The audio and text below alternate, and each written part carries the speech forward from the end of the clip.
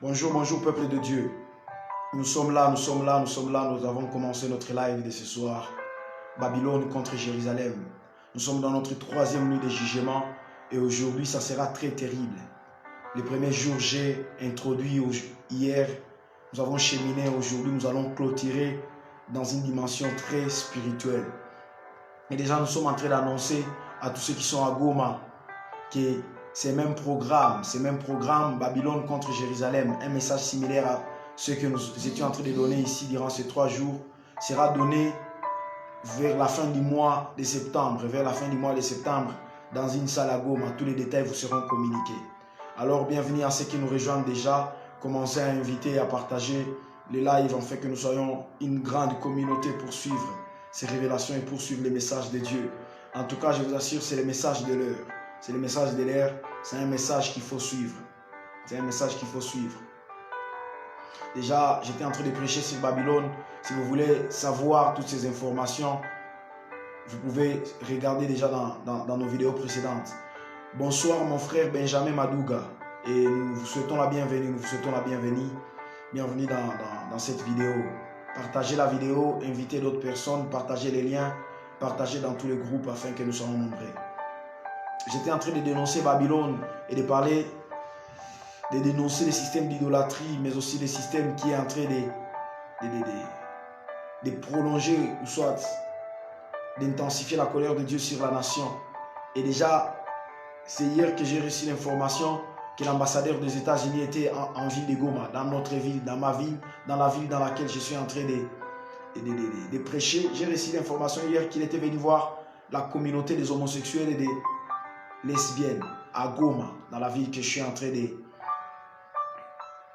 dans la ville dans laquelle je suis en train d'évoluer, dans la ville dans laquelle je suis en train de prêcher aujourd'hui. Et quelqu'un peut me demander, mais prophète, qu'est-ce que vous pensez? Homme de Dieu, qu'est-ce que vous pensez? C'est Babylone. Voilà ce que je pense. Ça, c'est Babylone. Babylone est venu jusqu'à Goma pour parler avec les homosexuels et les gays, les lesbiennes et les homosexuels. La communauté LGBTI. Ici à Goma, l'ambassadeur des États-Unis et les responsables de l'USAID. Ici à Goma. Donc, les enjeux de l'air sont des tailles. Comme j'étais en train de dire hier, les enjeux sont des tailles. L'air n'est pas au discours, l'air n'est pas à tout ce qu'on pense, mais les enjeux de l'air sont des tailles. Lorsque vous ouvrez les infos, lorsque vous lisez les infos, vous sentez que Babylone prend de plus en plus de l'ampleur. Alors je vais prier. Crispin Mouino, bienvenue mon frère. Partagez la vidéo. Seigneur Dieu de gloire, nous te confions ces instants que nous allons passer dans la partage de ta parole.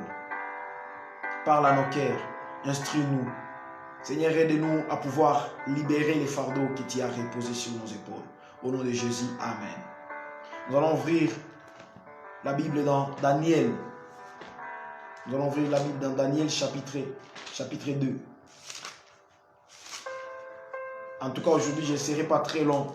J'aimerais parler, me défouler dans maximum 30 minutes et vous laisser passer un très bon dimanche. Parce que je sais que nous n'allons pas finir, mais autre chose, on en parlera à la fin du mois de septembre dans une salle ici en ville de Goma. Daniel chapitre 2.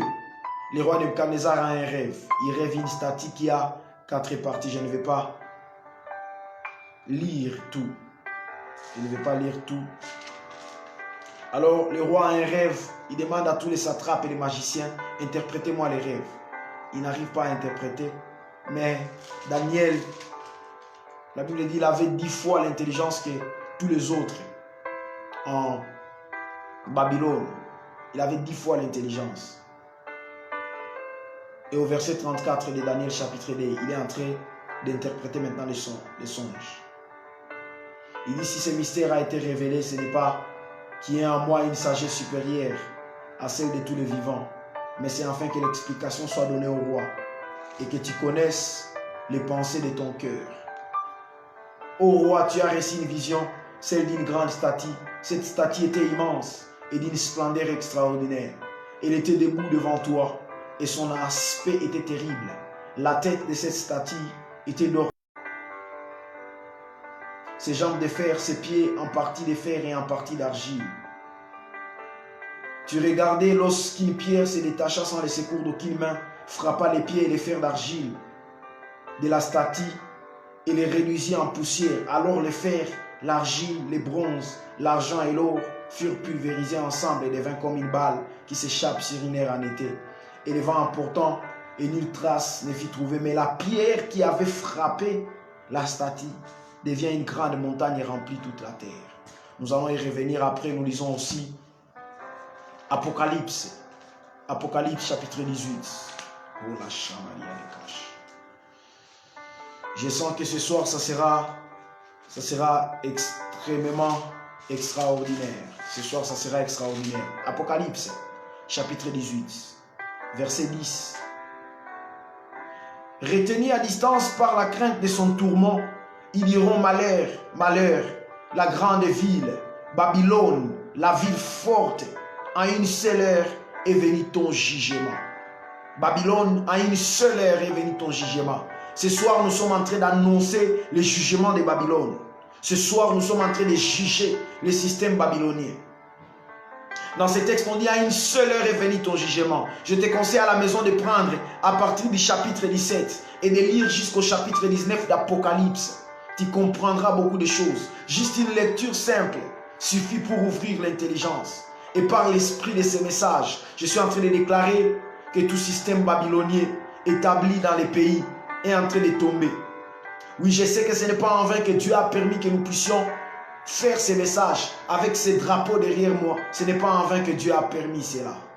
Alors dans les textes de Daniel chapitre 2, Nebuchadnezzar le roi a un songe, comme je viens de le dire tout à l'heure.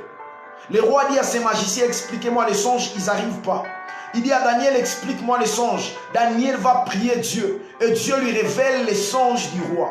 Dieu lui révèle les secrets des cœurs du roi.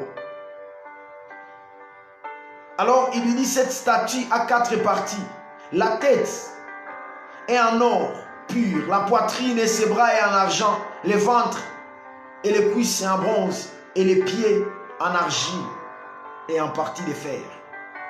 Et la Bible dit, lorsque Daniel commence à expliquer les songes, il explique les songes, il lui dit, ces 4 rois, le premier c'est toi en tête, Nebuchadnezzar, c'est toi en or, la tête. Mais la poitrine, ça sera un autre roi qui viendra après toi. Après, il y aura les cuisses, ça sera un autre royaume.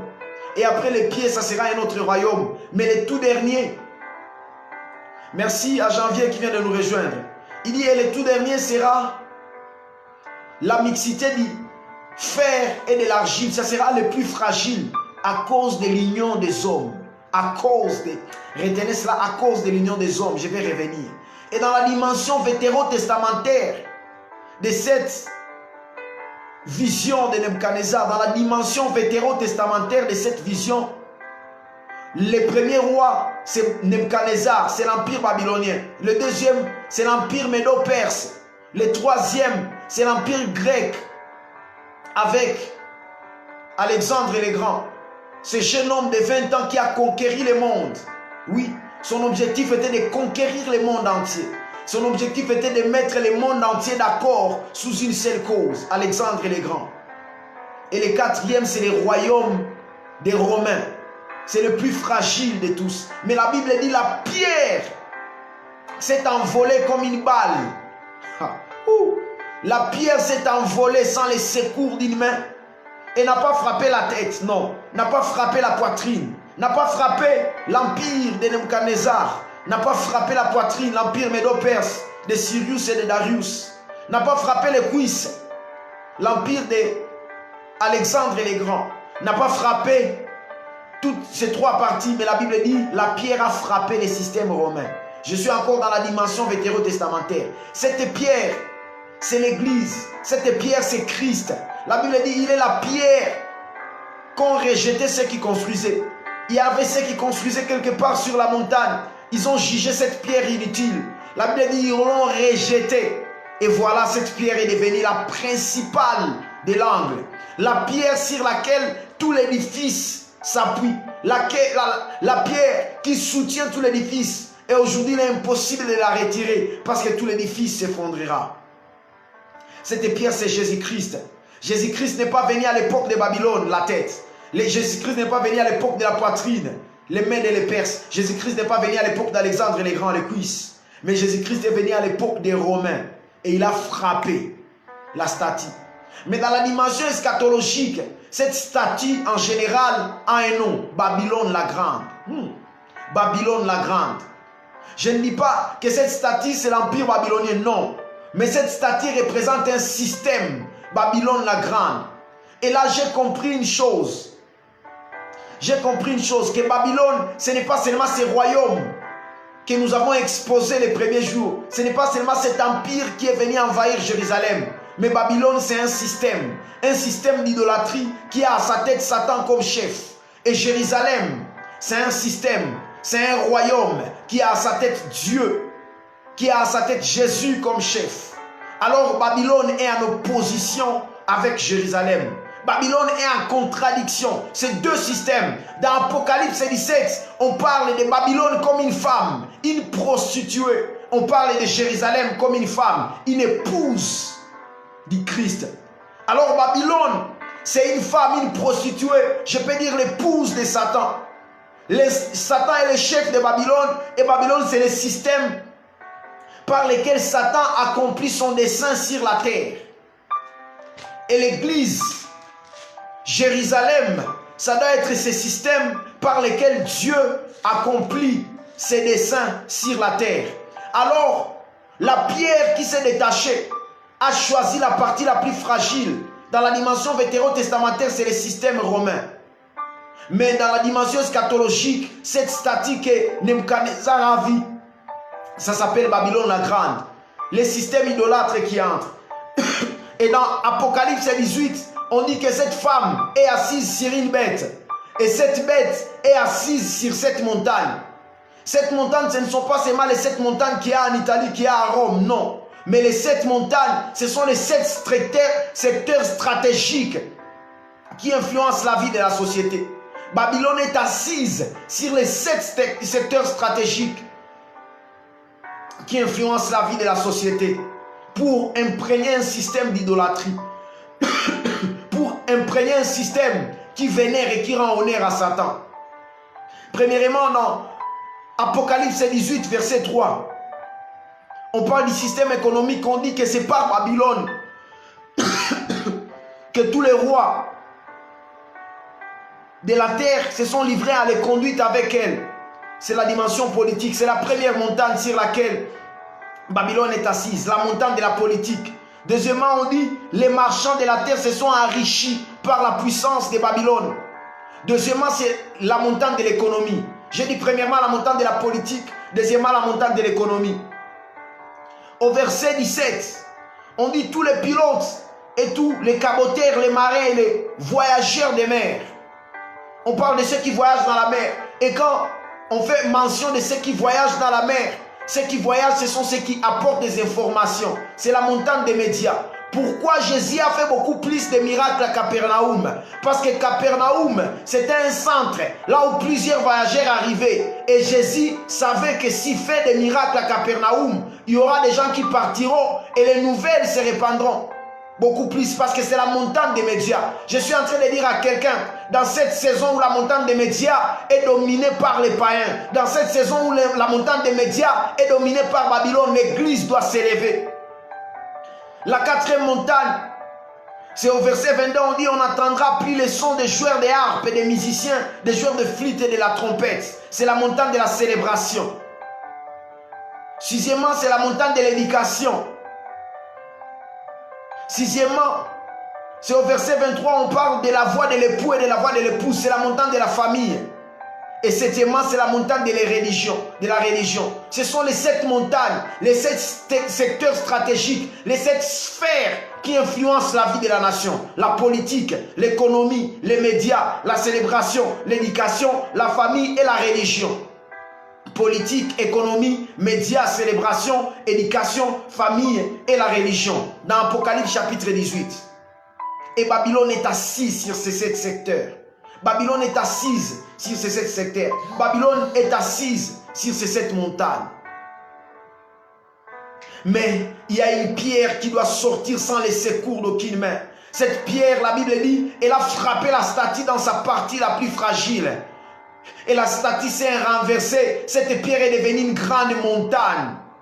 Et Daniel, lorsqu'il explique les songes de Nebuchadnezzar, dans Daniel chapitre 2, verset 44, il dit dans les temps de ces rois, le Dieu des cieux suscitera un autre royaume qui ne sera jamais détruit. Et ce royaume ne passera pas sous la domination de notre peuple. Il pulvérisera et anéantira tous ces royaumes et lui-même subsistera éternellement. Je suis en train de dire à un chrétien ce soir, c'est nous qui devons régner. Nous devons détrôner Babylone. Nous devons détrôner Babylone.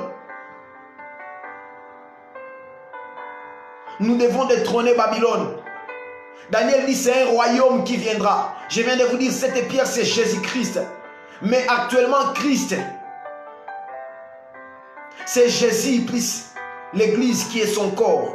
Éphésiens chapitre 1 dit Dieu a élevé Jésus au-dessus de tous les noms. Et il a fait de Jésus la tête du corps qui est l'église. Christ c'est la tête plus le corps qui est l'église. Jésus a dit aux pharisiens, je n'ai pas un corps, je n'ai pas, le Fils de l'homme n'a pas où reposer sa tête. Il ne disait pas par rapport à la maison, il ne disait pas par rapport à un lit, mais il parlait par rapport à une église, parce qu'il n'avait pas encore l'église sur laquelle il dominera comme la tête et exécutera ses desseins. L'église, ce n'est pas seulement une instance religieuse, c'est une instance qui doit occuper les 7 secteurs pour que Dieu puisse exercer ses desseins dans les 7 secteurs. C'est nous, Jérusalem, et nous sommes en opposition contre le système babylonien. La Bible dit dans Hébreux chapitre 11, Abraham a quitté Babylone et il n'avait pas envie d'y retourner. Pourquoi? Parce qu'il avait en vue une cité dont Dieu est l'architecte et le fondateur et le constructeur. Alors ici nous comprenons que c'est la guerre des architectes. Dieu est l'architecte, mais Satan élève aussi à Babylone des architectes. Le monde de Babylone, c'est le monde des architectes et des constructeurs. Voilà pourquoi plusieurs dans la franc-maçonnerie, dans l'occultisme, ils sont des grands architectes, des grands constructeurs. Ils construisent des tours, des obélisques. Mais Dieu est aussi un architecte. Dans Apocalypse chapitre 21, on parle des dimensions de la Nouvelle Jérusalem. Dieu est lui-même l'architecte de la Nouvelle Jérusalem. On dit c'est une cité carrée. On parle de sa longueur, de sa largeur, de sa hauteur et des matières utilisées dans sa fondation. Je désire entrer dans la Nouvelle Jérusalem. Je désire entrer à Jérusalem. Je désire entrer à Jérusalem. Merci mon frère Ezron Padri. Merci homme de Dieu, Gédéon ciel ouvert. Merci prophète. Je désire entrer dans Jérusalem. Mais avant cela, comme j'ai dit hier, avant que Jésus ne soit exalté dans Apocalypse 19, avant que les 24 vieillards ne puissent se prosterner, il faut que le système babylonien soit détruit. Et Babylone est assis sur cette montagne. Babylone est assis sur les 7 secteurs que je viens de citer dans Apocalypse 18, la politique, l'économie, les médias, la célébration, l'éducation, la famille, la religion. Dans les systèmes politiques aujourd'hui, c'est celui qui gouverne. C'est celui qui gouverne, qui prend tout entre ses mains. Malheureusement, à l'Église, nous avons laissé la politique aux païens. Voilà pourquoi je viens de vous dire tout à l'heure que l'ambassadeur des États-Unis était à Goma hier pour soutenir la communauté LGBTI. Et nous allons crier dans nos églises, dans nos assemblées que non, nous ne voulons pas les homosexuels, nous ne voulons pas les homosexuels, nous n'accepterons pas l'homosexualité. Mais c'est déjà arrivé chez nous. Bientôt, ça sera dans notre parlement. Si nous n'envoyons pas de plus en plus de chrétiens dans les parlements. La deuxième montagne, c'est l'économie. Aujourd'hui, c'est celui qui a l'argent qui est puissant. Mao Tse-tung disait il y a plusieurs années que le pouvoir est au bout des fusils. Mais je voudrais dire à quelqu'un aujourd'hui, ce n'est pas celui qui a le fusil qui a le pouvoir, mais c'est celui qui a l'argent qui a le pouvoir. C'est celui qui te donne de l'argent qui te domine. C'est celui qui te paye qui est ton boss. La montagne de l'économie. Troisièmement, c'est la montagne des médias. Aujourd'hui, avec les médias, on peut disqualifier ou discréditer quelqu'un, même s'il est bon. Qu'est-ce qu'on ne voit pas avec les systèmes de buzz? On discrédite ceux qui sont bons parce que Babylone est assis sur les médias. Aujourd'hui, nous n'arrivons pas à suivre certains hommes de Dieu parce qu'ils sont salis sur les médias. Voilà pourquoi pendant que je suis en train de prêcher comme ça, je suis de cœur avec l'apôtre du Québec, l'apôtre Paul Mukendi. Je suis de cœur avec lui. Je ne sais pas ce qu'il traverse, mais je suis de cœur avec lui. Nous ne laisserons pas Babylone s'attaquer à des hommes de Dieu. La montagne du média. L'autre montagne, c'est la montagne des célébrations. Aujourd'hui, c'est tout le monde qui consomme la musique. Et j'ai béni Dieu parce que dans notre pays, c'est la musique gospel qui est la musique la plus consommée. J'ai béni Dieu parce que dans notre pays, les musiciens profanes sont de plus en plus en faillite. Et la musique gospel est en train de monter. J'ai béni Dieu pour Mahajabou Gospel. Nous allons soutenir cette plateforme. Et qu'il y a encore d'autres plateformes pareilles pour la célébration. Aujourd'hui, qui ne suit pas le football. Aujourd'hui, qui ne connaît pas l'actualité du mercato. Parce que c'est la montagne de la célébration. C'est une montagne par laquelle Satan passe pour faire entrer l'idolâtrie. La montagne de l'éducation. Aujourd'hui, qu'est-ce qu'on enseigne à nos enfants? Mon frère, ma soeur, tu peux décider de dire à tes enfants ceci ou cela, mais à l'école, il y passe beaucoup de temps. Il y a une mentalité qu'ils reçoivent de ces côtés-là. Mais aussi, il y a la montagne de la famille. Moi, j'ai souvent l'habitude de dire, c'est la famille qui est le socle de la nation. Et même c'est la famille qui est l'idéal de Dieu. Il n'y a pas d'église sans famille. Et dernièrement, c'est la montagne de la religion. C'est la montagne de la religion. Parce qu'on dit chez Babylone, on a trouvé les sangs des apôtres et des prophètes. Babylone est en guerre contre les apôtres et les prophètes. Babylone est en guerre en permanence contre les vrais ministres de Dieu. Et nous sommes en train de dire Babylone sera jugée. Nous devons nous lever, Église. Nous devons condamner les œuvres de Babylone. Nous devons juger le système babylonien. Est-ce que je suis en train de prêcher? L'Église doit s'élever. L'Église doit s'élever. Vous savez, souvent, on nous a toujours prêché que non, le royaume de Dieu va venir. Nous entendons un royaume de Dieu qui va venir. Mais j'aimerais dire à quelqu'un, tu dois changer cet évangile. Le royaume est déjà là. Oh, le royaume est déjà là. Mais le problème est que c'est nous qui ne prenons pas l'évangile du royaume et l'amener sur toute la terre. La Bible dit le Fils de l'homme paraîtra lorsque l'évangile du royaume se répandra sur toute la terre. Il faut différencier deux choses. Il y a l'évangile du royaume et l'évangile du salut. Si tu lis dans la Bible, tu lis dans Éphésiens, l'apôtre Paul dit aux Éphésiens, ce même évangile du salut qui a été prêché chez vous, a été prêché partout dans le monde. Et cela nous montre qu'au 1er siècle, l'évangile du salut avait touché le monde entier. Toute la terre habitée avait été évangélisée au 1er siècle. Toute la terre habitée avait déjà été évangélisée au 1er siècle. Mais l'évangile du royaume n'a pas encore atteint tout le monde.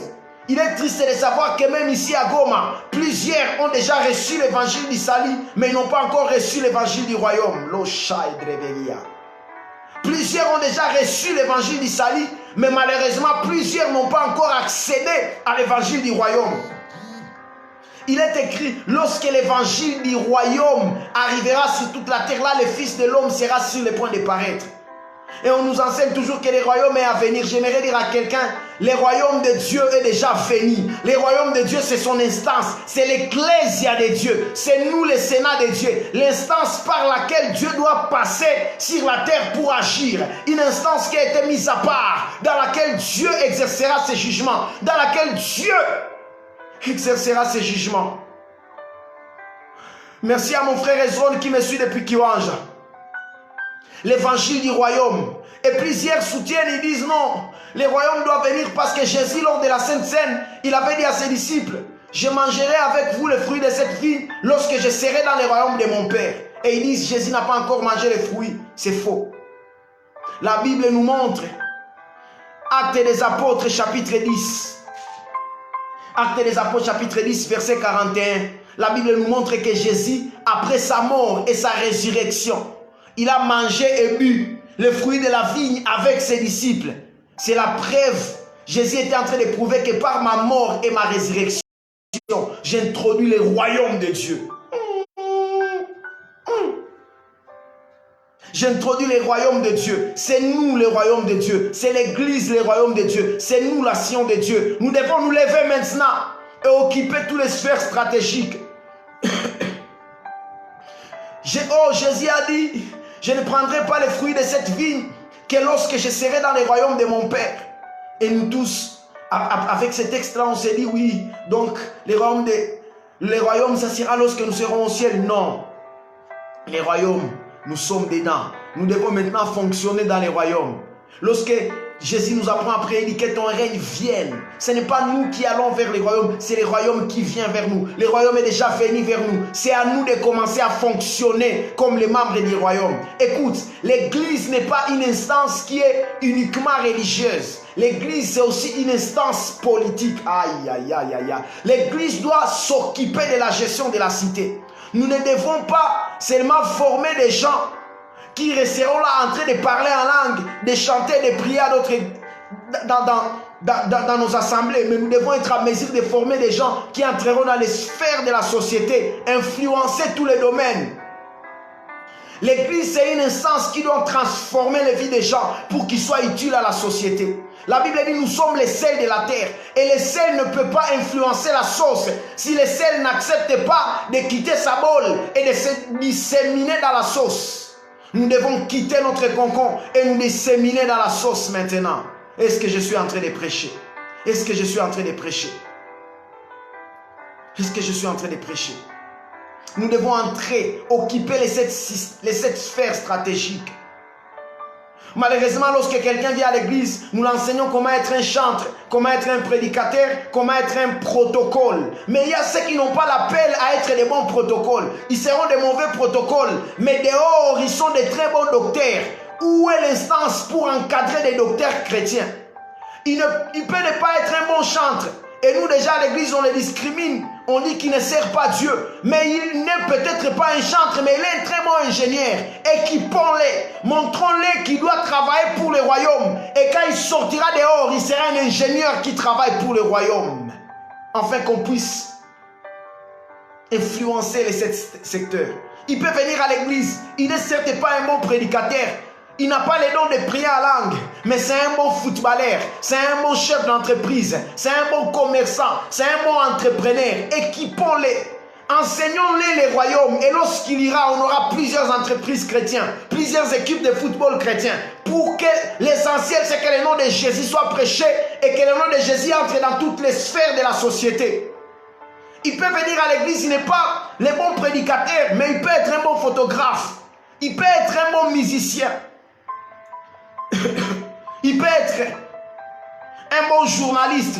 Voilà pourquoi j'ai béni Dieu pour mon frère Fidel Kitsa. J'ai béni Dieu pour mon frère Inosa Katouva. J'ai béni Dieu pour le prophète David Tommy qui sont dans le monde médiatique mais ils sont aussi dans le monde ministériel. Oh, tous ne seront pas des bons pasteurs, tous ne seront pas des bons protocoles, tous ne travailleront pas dans les sacerdoces, mais nous devons les équiper pour étendre les royaumes. Le Seigneur dit lorsque l'évangile du royaume s'étendra, nous n'attendons pas un royaume qui doit venir. C'est à nous d'étendre les royaumes parce que le royaume est déjà là. Le royaume est déjà là. Le royaume est déjà là. Oh, Jésus a dit, il ne prendra pas les fruits de la vigne. Actes des apôtres, chapitre 10, 41. Jésus a pris les fruits de la vigne après sa résurrection. C'est pour dire ce que je vous ai dit, que j'en prendrai dans le royaume de mon Père. Maintenant, comme je suis mort et je suis ressuscité, Babylone a été punie. La statue, le système babylonien a été fracassé depuis ses pieds. Alors je règne maintenant. Prenons les fruits de la vigne parce que nous sommes déjà dans les royaumes. Oh! Nous sommes déjà dans les royaumes. Et la Bible dit dans ces festins-là qui se fait à Sion, Ésaïe chapitre 25, versets 6 et 7. Ésaïe 25, 6 et 7. Je suis presque à la fin. Je suis en train de chuter. Ésaïe 25, 6 et 7. La Bible dit Dieu nous organise un festin de vin vieux. Un festin où les voiles sont ôtés. Oh, c'est lorsqu'on participe. J'aimerais dire ceci à quelqu'un. Chrétien qui est en train de me suivre. Il n'y a pas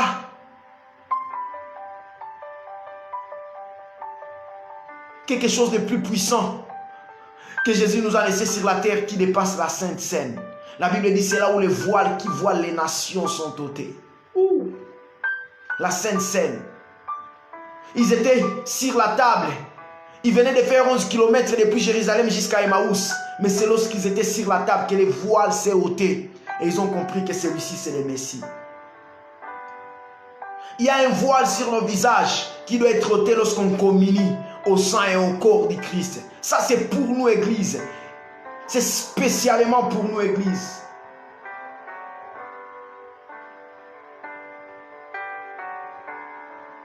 Et la prophétie dit dans Ésaïe chapitre 2 verset 2, il arrivera à la suite des temps que la montagne de la maison de l'Éternel sera élevée au-dessus des autres montagnes.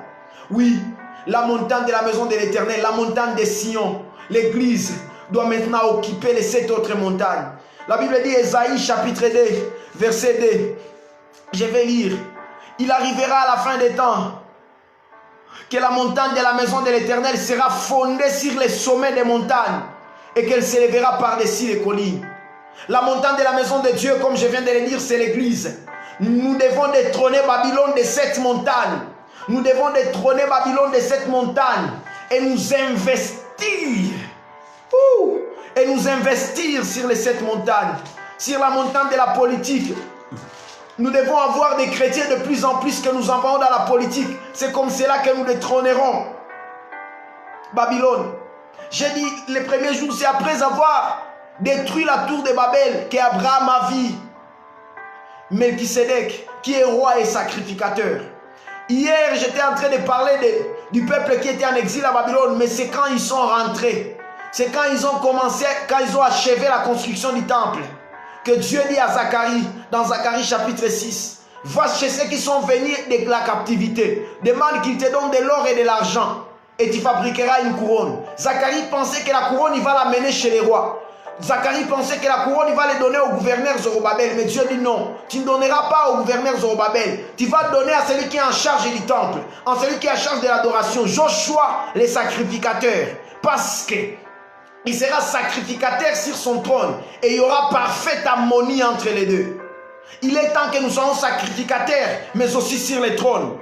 Quand Babylone est détrônée, quand l'adoration est revenue à Dieu, c'est maintenant qu'on doit être sacrificateur, mais aussi roi. Pas seulement sacrificateur, mais aussi roi. Pas seulement sacrificateur, mais aussi roi. Nous devons occuper la montagne de la politique. Je parle en langue, je prêche bien, je prophétise, mais nous équipons aussi des bons politiciens qui, lorsqu'ils iront à l'assemblée, ils diront non, avant de commencer la plénière d'aujourd'hui, commençons par la prière.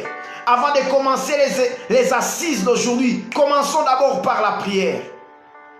La montagne de l'économie, que nous ayons des Bill Gates chrétiens, que nous ayons des grands entrepreneurs mais chrétiens, que nous ayons des hommes riches mais chrétiens, qu'on occupe la montagne. Oh, chave de glace, la montagne de l'économie, la montagne des médias, que nous ayons des journalistes chrétiens, que nous ayons des télévisions chrétiennes. Regardez bien, la vie des hommes, la vie des Congolais est conditionnée par les médias. La vie de tout le monde est conditionnée par les médias. Nous sommes un peuple qui est conditionné par Novelas. Aujourd'hui, pour demander la fille en mariage, c'est Novelas qui nous conditionne.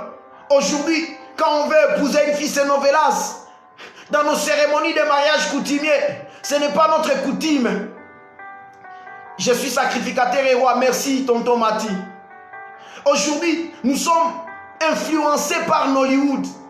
Dans nos cérémonies de mariage civil, dans nos cérémonies de mariage coutumiers, ce n'est pas notre coutume. Ce n'est pas la coutume des Congolais qui prédomine. Mais on voit Nollywood dedans. On voit Novelas dedans. Dans nos mariages, nous voyons Novelas. Nous nous marions, serons Novelas. Pourquoi? C'est la montagne des médias.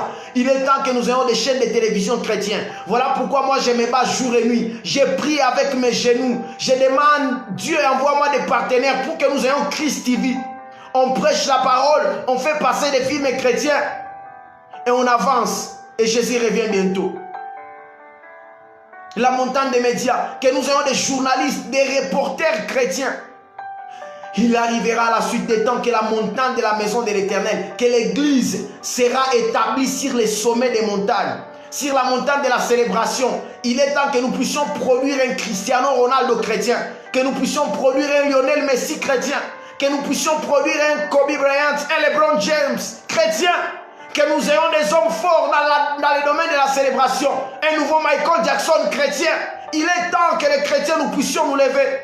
Il est temps, parce que la Bible dit la montagne de la maison de l'Éternel doit être établie sur les 7 montagnes. Nous devons détrôner Babylone de cette montagne. Il est temps que l'on prenne la conscience que nous sommes en temps de guerre. Babylone est en train de boire le sang des apôtres et des prophètes, mais nous ne devons pas rester dans la distraction, dans les polémiques. Aiguisons nos frères, envoyons nos enfants à étudier, que nous ayons des ingénieurs chrétiens, que nous ayons des urbanistes chrétiens, Que nous ayons des urbanistes qui sont sauvés, nés de nouveau, mais qui sont aussi des bons urbanistes. Dans la montagne de la famille, et aujourd'hui le socle de la famille est menacé. Aujourd'hui le concept de papa, maman est en train de disparaître avec la progression de la communauté des gays. Aujourd'hui, cette harmonie que Dieu a placée dans la famille est en train de disparaître. Il est temps que la montagne de l'Éternel soit affermie sur le sommet des montagnes. Et quelqu'un me dira, mais eux là, ils sont en train de réussir. Babylone est en train de réussir parce qu'ils ont la magie, ils ont l'occultisme. Mais je suis en train de dire à quelqu'un, en Jésus-Christ, nous avons plus que l'occultisme. Parce que Satan, il ne fabrique pas l'original, il triche. Tout ce qu'il y a en Satan vient de Dieu. La Bible dit dans Psaume 87, verset 4, je suis en train de terminer. Psaume 87, verset 4. Merci ma sœur Priska. Merci. Psaume 87, verset 4. La Bible dit, tout ce qui est à Babylone, tout ce qui est en Égypte vient de Sion. Tout ce qu'il y a chez les occultistes, tout ce qu'il y a chez les magiciens vient de Sion. Et Sion, c'est nous. Église, c'est nous, Sion. Tout ce qui est là-bas vient de Sion. Nous ne devons pas peur d'eux. Nous ne devons pas avoir peur d'eux parce qu'ils ont la magie, parce qu'ils ont l'occultisme. Nous avons Jésus. Tout ce qu'il y a dans la magie vient de Sion. Satan, il ne fabrique pas les originaux, il fabrique les photocopies. Alors je n'aurai pas peur des photocopies parce que je suis avec l'original. Nous serons des architectes chrétiens, des ingénieurs chrétiens. Si les occultistes, ils se droguent, ils couchent avec des filles, ils font l'homosexualité pour avoir des inspirations pour dessiner des maisons. Nous aurons des architectes chrétiens qui parleront en langue, prieront et seront remplis du Saint-Esprit comme Bezaleel et qui donneront des plans, qui auront la capacité de dessiner exactement ce que Moïse a vu dans la vision. Ils sont des médecins babyloniens. Avant d'aller opérer, ils commencent à faire des incantations pour être des grands médecins. Pour réussir les opérations, nous aurons des médecins chrétiens qui parleront en langue dans des salles d'opération. Nous aurons des banquiers chrétiens. Nous aurons des banques. Il est temps que nous puissions occuper les 7 montagnes. Que nous ayons des banques chrétiennes où on parlera en langue en train de servir de l'argent. Et on chassera maman du système économique. Que Dieu nous bénisse, que Dieu nous bénisse, que Dieu nous bénisse. Il est temps que le système babylonien tombe. Il est temps que l'Église reprenne sa place. Que Dieu vous bénisse abondamment.